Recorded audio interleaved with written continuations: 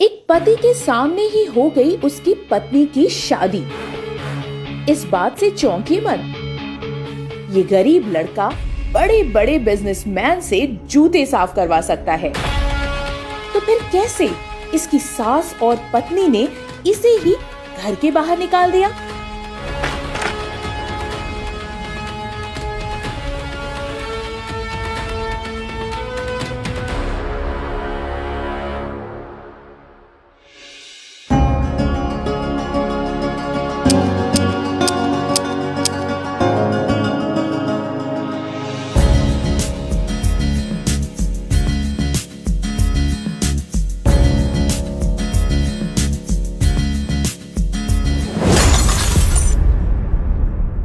Oh my God! अबे ये जो पॉट तुमने तोड़ा है ना, इसकी कीमत तुम्हारी कई महीने की सैलरी से भी ज्यादा है।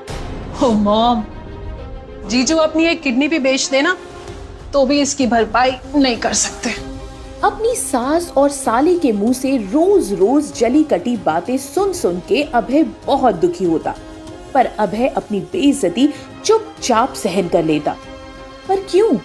इसके पीछे की वजह सिर्फ अभय ही जानता था। माफ कीजिएगा सासू माँ, आप इस फ्लावर पॉट की भरपाई हमारी इस महीने की सैलरी से कर लीजिएगा। सो फनी जीजू, 8,000 की कमाई करने वाला इंसान इतने महंगे पॉट की भरपाई कैसे करेगा? अभय एक अनाथ लड़का था। उसने अपने एक राज को छुपाने के लिए रिया से शादी की थी और उसके घर में घर जमाई बनकर रहता था। यहाँ अभय की औकात एक कुत्ते से भी बदतर थी। इतना सब सुनने के बाद अभय खामोश कहीं अपने ख्यालों में गुम सा था कि अचानक रिया का कॉल आता है।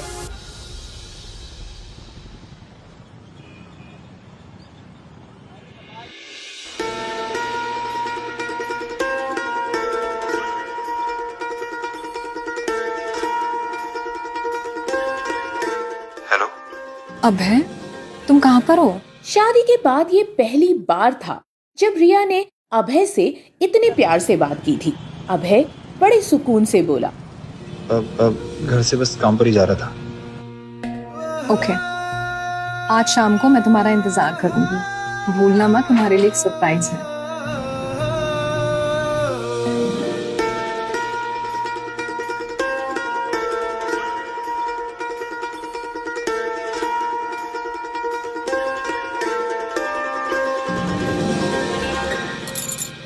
आज रिया की बातें अभय के कानों में मिश्री की तरह घुल रही थी और उसका दिल अपनी स्पीड से ज्यादा धक धक कर रहा था। अभय एक छोटी सी कंपनी में सुपरवाइजर था, जहां उसकी सैलरी भी बस नाम मात्र ही थी।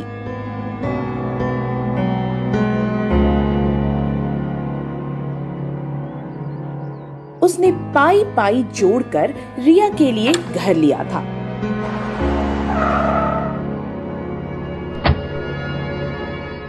घर छोटा लेकिन बहुत ही खूबसूरत। लेकिन रिया और उसकी फैमिली हमेशा अभय को नीचा दिखाने में ही लगे रहते थे।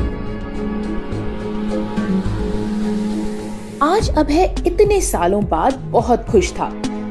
उसे यकीन होने लगा था कि अपने प्यार और विश्वास से रिया के दिल में जगह बना ली है उसने। अभय जैसे ही अपने घर आया तो देखा कि घर दुल्हन की तरह सजा हुआ था। कहाँ गुस्से चले आ रहे हो आप? निकलो यहाँ से।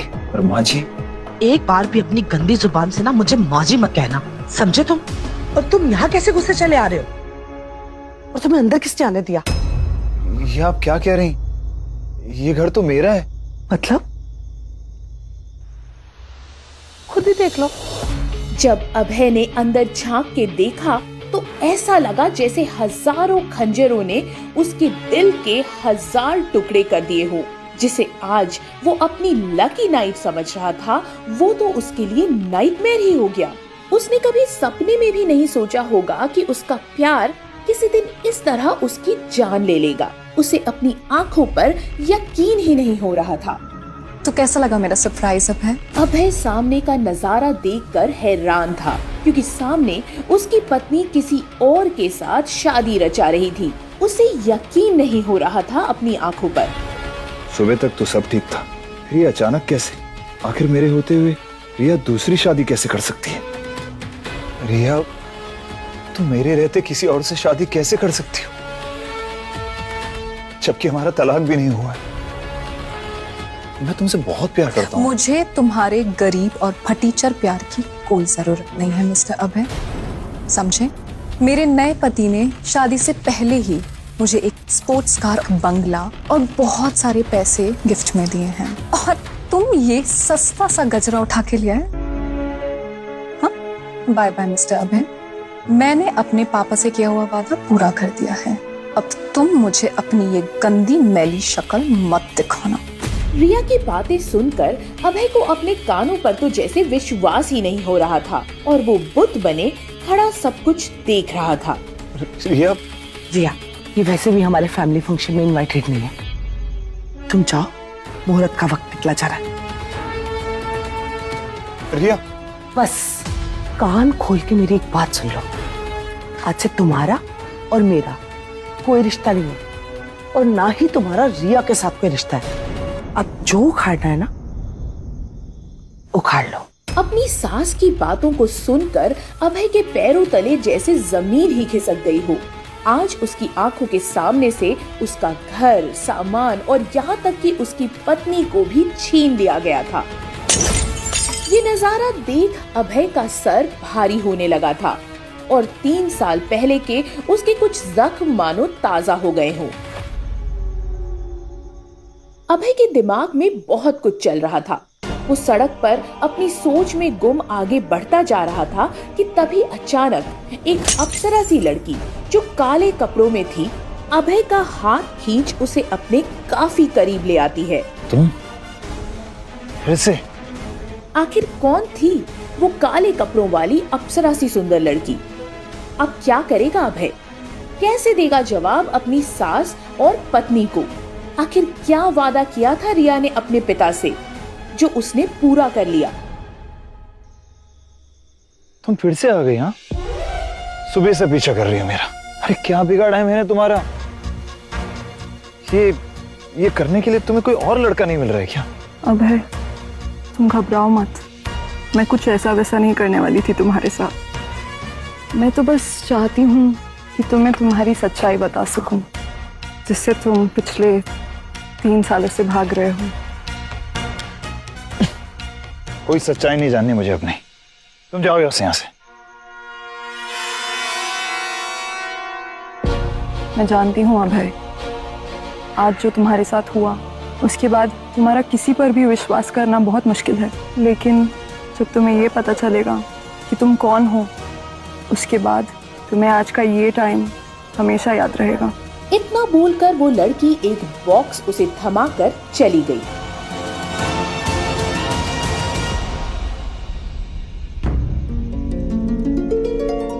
अभय ने उस बॉक्स को जब खोला तो पाया कि उसमें एक लेटर था जिसमें लिखा था कि आज से उसकी जिंदगी बदलने वाली है और वो फटीचर करोड़ों का मालिक बनने वाला है।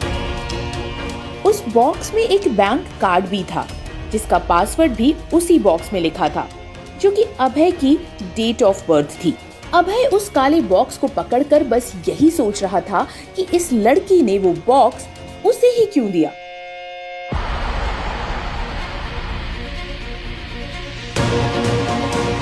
उस कार्ड को लेकर अभय एक बैंक एटीएम की तरफ बढ़ा और जब उसने उसमें बैलेंस चेक किया तो कई हजार करोड़ था। ये देख अभय को अपनी आंखों और किस्मत पर भरोसा ही नहीं हो रहा था। 3000 करोड़, वो भी मेरे अकाउंट में।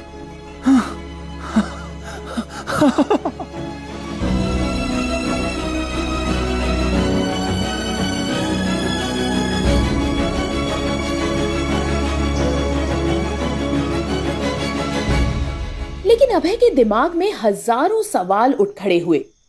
उसने उस एटीएम कार्ड को अपनी पॉकेट में रखा और एटीएम रूम से बाहर आ गया। लेकिन बाहर आते ही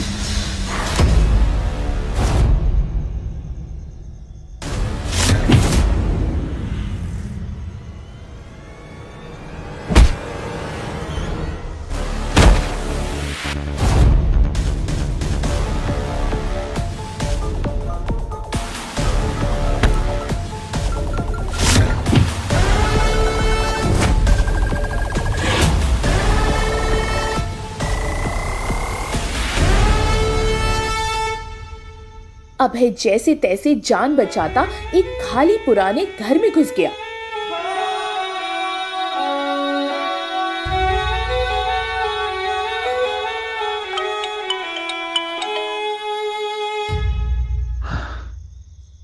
hello,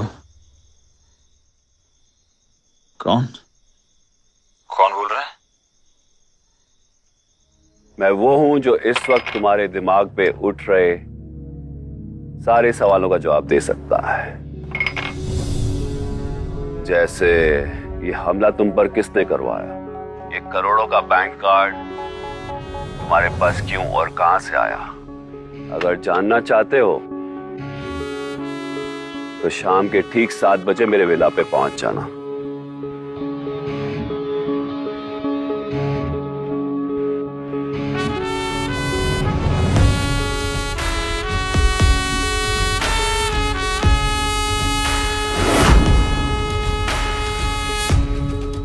mister Abhay, so glad to see you.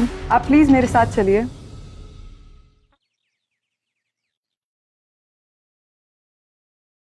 Sir please.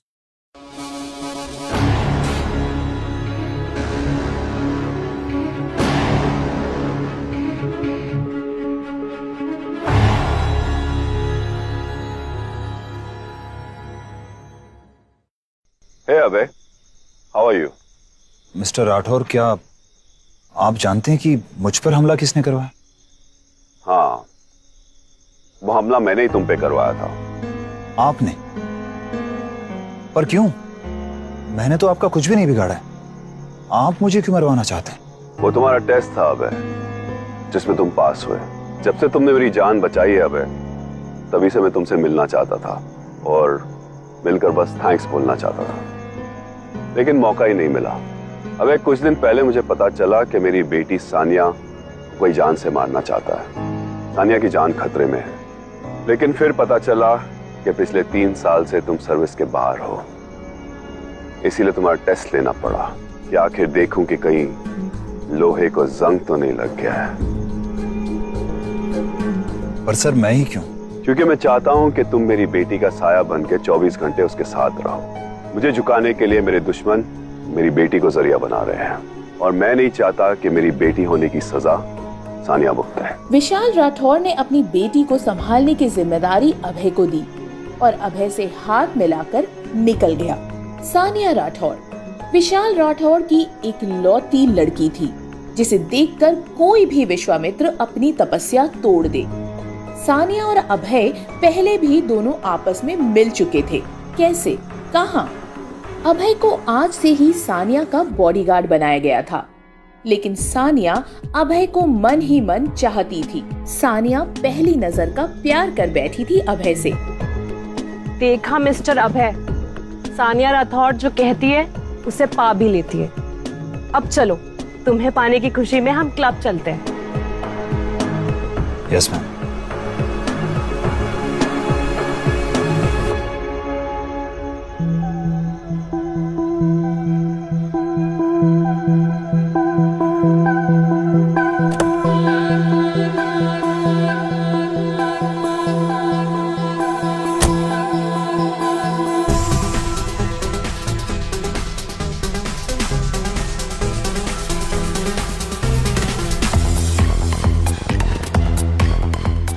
इस फटीचर की इतनी औकात कि ये यहाँ इस क्लब में, वो भी सानिया राठौर के साथ।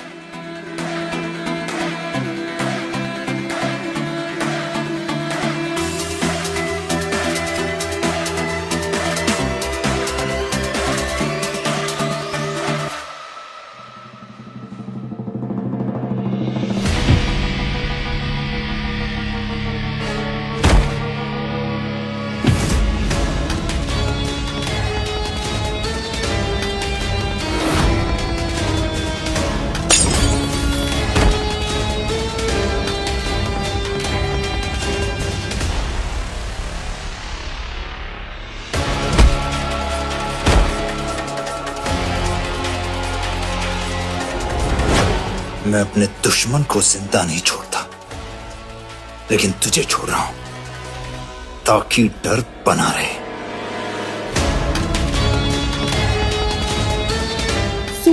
रिया ये देख हैरान थे कि अभय के पास इतनी ताकत कैसे आई। पहले पैसा फिर ताकत, मन ही मन सूर्या अभय से जलने लगा। इधर क्लब चेंज करके सानिया अपनी दोस्त अंकिता को भी बुला लेती है और फिर ऑर्डर होती है महंगी शराब। इतनी शराब? तुम दोनों में से किसकी लाइफ में इतना गम है जिसे भुलाने के लिए शराब चाहिए? फॉर योर काइंड इंफॉर्मेशन, खुशी में भी पिया जाता है, तुम भी लो ना। No thanks. अरे पी भी लो, पापा से नहीं कहूंगी।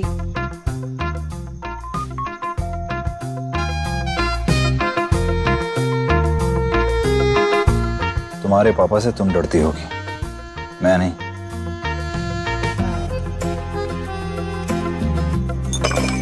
अभय को पिलाने के चक्कर में सानिया ने खुद कुछ ज्यादा ही पी ली और जो नहीं कहना चाहिए था वो भी कह डाला। अरे जल्दी जल्दी पियो यार। और बताओ तुम्हारी सच्चाई क्या है? कहाँ से आए हो, कहाँ रहते हो, सब कुछ। सानिया की बातें सुन अभय चौंक गया क्योंकि नशे में सानिया ने कुछ ऐसा कह दिया था जो उसे नहीं कहना चाहिए था। सानिया ये क्या कह रही हो तुम? मुझसे इतना बड़ा झूठ बोला क्या? ये नहीं हो सकता। आखिर कौन था अभय और कौन से झूठ की बात कर रहा था वो? क्या राज था अभय का?